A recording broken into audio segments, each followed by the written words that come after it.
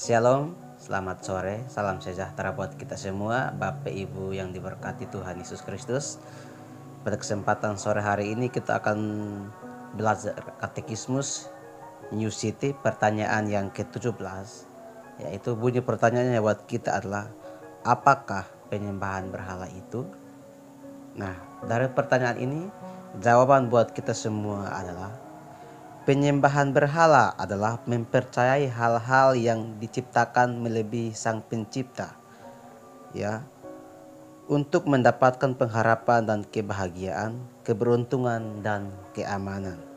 Jadi Bapak Ibu yang diberkati oleh Tuhan, penyembahan berhala itu menurut Katekismus New City, pertanyaan yang ke-17 ini, yaitu kita mempercayai apa yang diciptakan oleh Allah. Contohnya ada batu.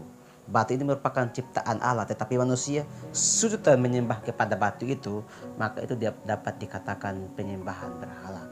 Nah, ini juga sebagai anak-anak Tuhan, sebagai orang-orang percaya, penyembahan berhala adalah kita menempatkan sesuatu lebih penting atau lebih tinggi dari Allah. Ya, mungkin ada hal-hal lain yang bisa menjadi berhala kita sebagai manusia. Ada mungkin waktu, mungkin pekerjaan, mungkin aktivitas kita yang membuat kita lebih mementingkan itu dibanding Allah. Nah, itu dapat juga dikatakan sebagai berhala. Sehingga sebagai anak-anak Tuhan, orang-orang percaya, kita menjaga diri kita supaya kita tidak terjerat dengan yang namanya penyembahan berhala.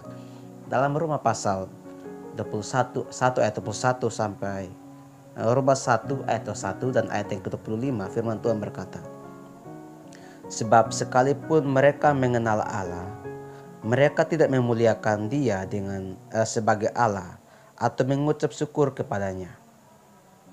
Sebaliknya, pikiran mereka menjadi sia-sia dan hati mereka yang bodoh menjadi gelap.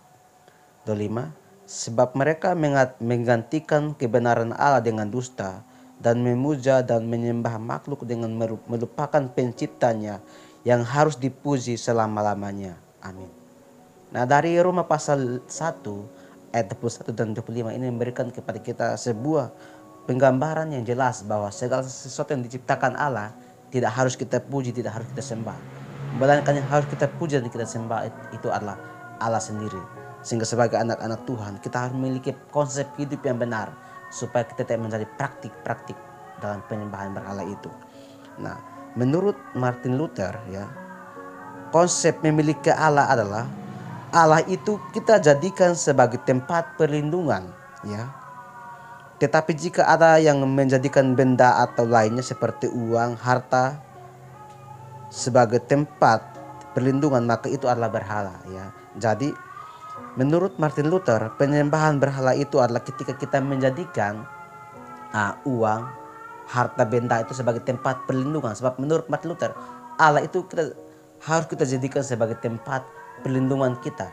Tetapi ketika kita menjadikan uang, harta, jabatan dan lain sebagainya sebagai tempat perlindungan kita, maka itu juga dapat dikatakan sebagai berhala.